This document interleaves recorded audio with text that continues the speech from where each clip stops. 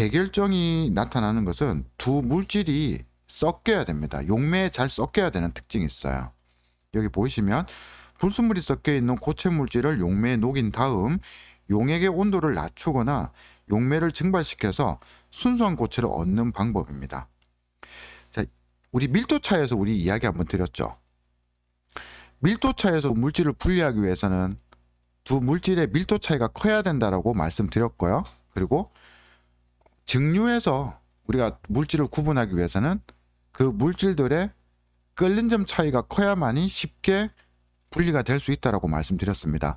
여기도 마찬가지입니다. 물질의 용해도 차이가 섞여 있는 물질의 용해도 차이가 클수록 쉽게 우리가 두 물질이나 세 물질을 분리해낼 수가 있다는 겁니다. 예를 들면 불순물이 섞인 질산칼륨에서 순수한 질산칼륨을 얻는 방법, 혹은 천일염에서 정제 소금 얻는 방법, 그리고 합성 약품을 정제하는 방법 등 이 부분들이 바로 재결정에 해당하는 부분이 되겠습니다. 자, 하나씩 한번 보도록 하겠습니다. 먼저 여기 그래프를 한번 보시면요, 조금 확대를 한번 해보도록 하겠습니다. 자, 여기 한번 보세요. 지금 용해도입니다. 용매 100g에 지금 질산칼륨하고 황산구리가 나와 있어요. 자, 질산칼륨 50g과 황산구리 5g이 섞여 있는 혼합물을 60도씨의 물 100g에 모두 녹였다고 했어요. 자, 60도씨 보이시죠? 60도씨 보시면 질산칼륨 같은 경우는 최대 100g 넘게 녹아 들어갈 수 있겠죠. 근데 현재 몇 그램 녹아 있다고 했습니까? 질산칼륨 같은 경우는 현재 50g이 녹아 있다라고 지금 나와 있죠. 50g이라면 여기가 되겠습니다. 그 다음에 황산구리 같은 경우는 몇 g이 섞여 있다고 했어요? 60도씨에 5g이 섞여 있다라고 이야기를 드렸습니다. 5g이면 뭐 아주 미세하지만 여기가 되겠네요. 자, 온도를 몇 도씨까지 낮췄을까요? 20도씨로 냉각했습니다. 20도씨로 냉각하면 여기가 되겠죠. 요 라인. 그죠? 그러면 질산칼륨 같은 경우는 온도를 20도씨로 낮춰버리면 이만큼이 재결정으로 나올 수가 있습니다.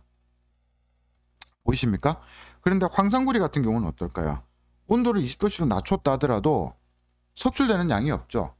온도를 20도씨로 낮췄을 때 최대로 녹아 들어갈 수 있는 양은 20g인데 현재 황산구리는 5g이 들어있기 때문에 온도를 낮추더라도 석출되는 양이 없습니다. 결과적으로 석출되는 것은 질산칼륨이 석출이 됩니다. 몇 g이 석출이 될까요? 50g에서 최대 20도씨에서 31.9g까지 녹아 들어갈 수 있죠. 31.9g. 자, 그러면 이 둘의 차이가 바로 재결정되는 양이 되겠습니다. 18.1g이 재결정되겠죠. 이렇게 풀어주는 거야. 용해도만 잘 알면 얼마든지 문제를 풀어낼 수가 있는 부분입니다. 이해 가셨습니까, 이거? 네.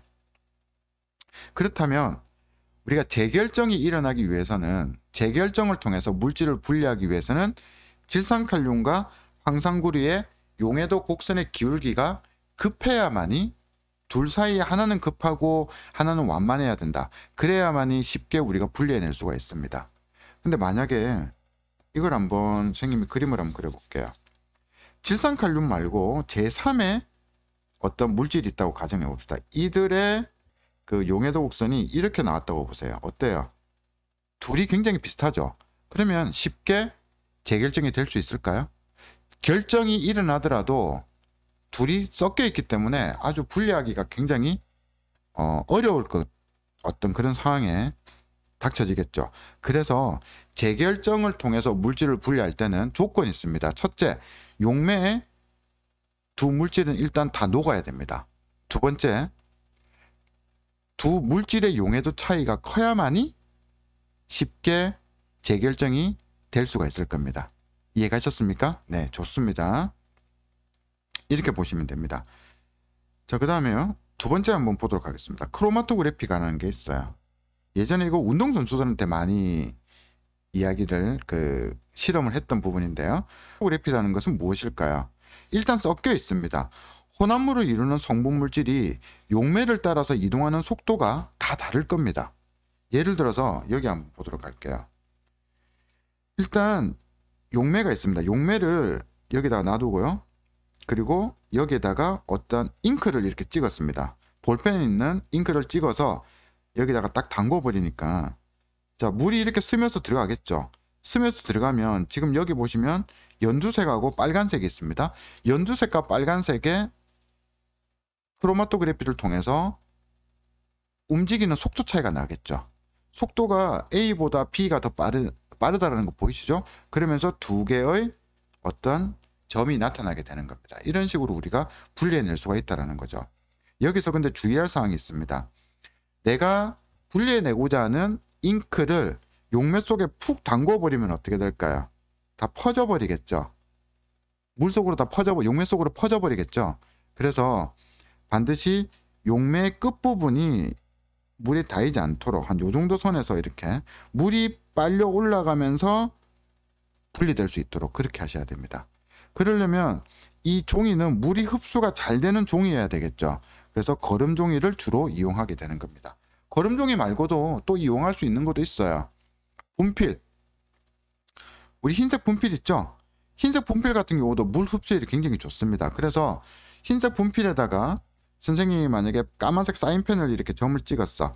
도대체 이 검은색은 몇 개의 어떤 단색으로 이루어져 있느냐 이게 궁금해서 딱 찍어서 여기다가 물에다가 이렇게 담가 버립니다. 그러면 물이 흡수가 되겠죠, 이쪽으로.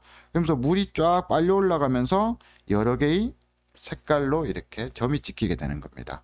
이게 바로 크로마토그래피의 원리가 되는 거죠.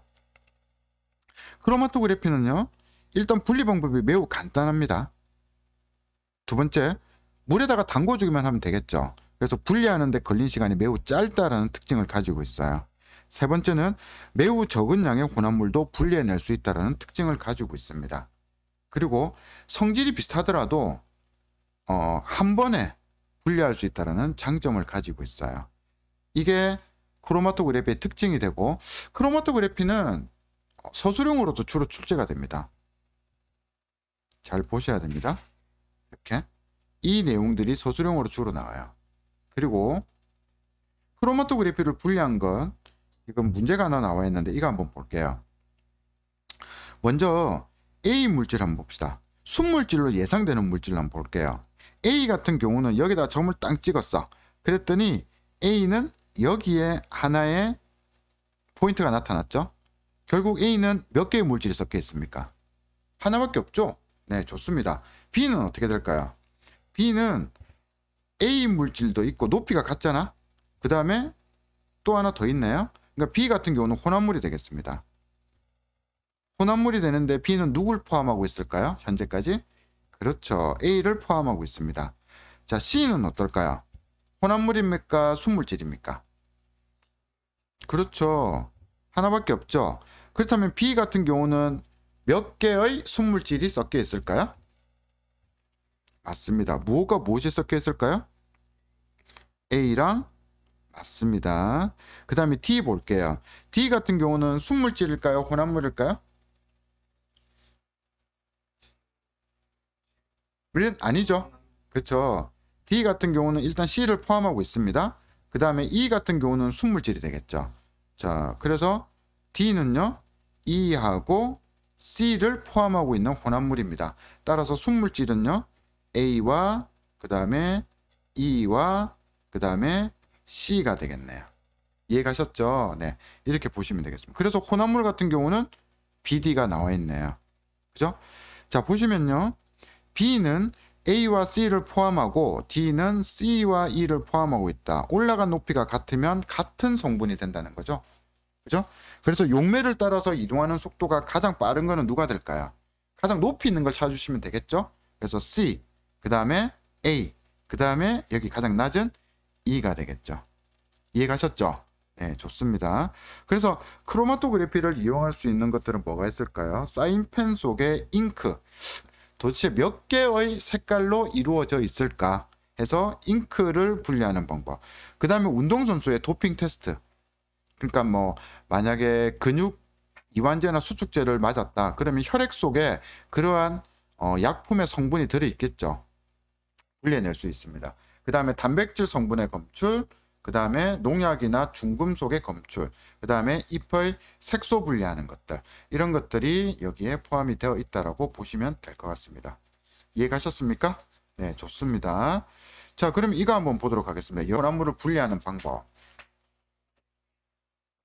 여러 가지 물질이 섞여 있을 때 혼합물을 분리할 때 각 성분 물질의 특성을 파악한 후에 한번 분리해 보는 거죠. 예를 들어서 물, 스티로폼, 철가루, 염화 나트륨이 있습니다. 자, 이걸 물에 넣고 저어줍니다. 그렇다면 1차적으로 밀도 차이에서 분리해낼 수가 있겠죠. 그래서 스티로폼은 물에 뜨고요. 얘네들은 물에 가라앉게 됩니다. 그런 다음에 얘네들을 거름장치로 걸렀을 때 물에 녹는 것과 녹지 않는 것으로 분리될 수가 있겠죠. 물에 녹지 않는 것은 뭐가 있을까요? 철가루, 물에 녹는 것은 물이나 염화 나트륨이 되겠습니다. 그런 다음에 증발시키면 되겠죠. 그럼 물만 증발되면 마지막에 남아있는 흰색 가루가 뭐가 될까요? 맞습니다. 염화 나트륨이 되겠습니다. 이해 가셨습니까? 자, 이걸 우리가 할 수 있는 이유는 앞에서 배웠던 물질의 특성들이 무엇인지를 알고 있기 때문에 우리가 쉽게 분리해낼 수가 있다는 거죠. 이해 가셨죠? 네, 좋습니다.